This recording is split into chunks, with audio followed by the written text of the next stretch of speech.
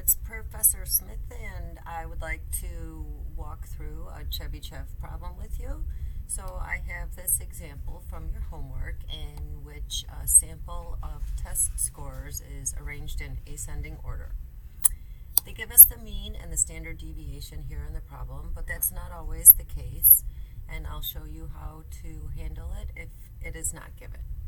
The first part of the question asks you to use Chebychev's rule to obtain a minimum or lower bound on the percentage of observations that lie within 2 standard deviations to either side of the mean.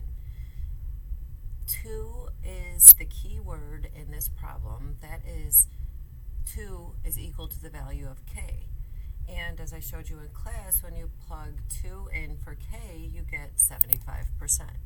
So we know that the answer to part A is 75%. Good job. Okay. Well, B says use the data to obtain the exact percentage or the actual percentage of observations that lie within 2 deviations of the mean. So we need to compute an interval of x bar minus 2s to x bar plus 2s. But before that, let me verify in StatCrunch that the mean and standard deviation that are given are correct. Get out of the way there. So I have a mean of 83.4 and a standard deviation of 16.6. So I agree with what they say.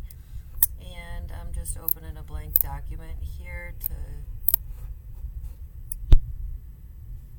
show you exactly what I'm doing. So I've labeled my x bar or mean as 83.4 and s or standard deviation is 16.6.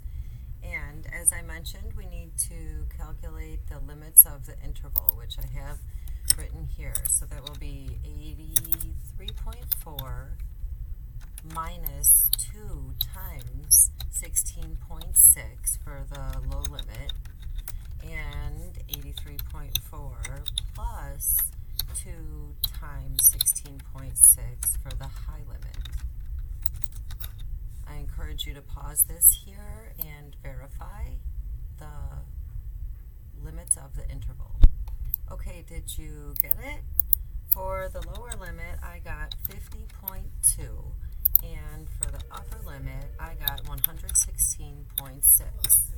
So I need the percent of observations in this interval. So I am going to go back to my data set in StatCrunch. And I don't really need the summary statistics anymore because I have that. But I do need to see my data. So I count one value that's outside of this interval on the low end. That's 28. So I've got one that's out, and when I go up to the upper limit of my data, there's none outside on the high end. So out of 30 observations, 1 out of 30 is outside the interval. Therefore, 29 out of 30 observations are inside of the interval. And when I calculate that as a percentage, I get 96.7%. Therefore, the actual percent of observations within 2 deviations of the mean in this problem is 96.7%. So let me put that in and show you. Excellent. That's a Chebychev problem, start to finish. I hope this helps. Until next time, bye-bye.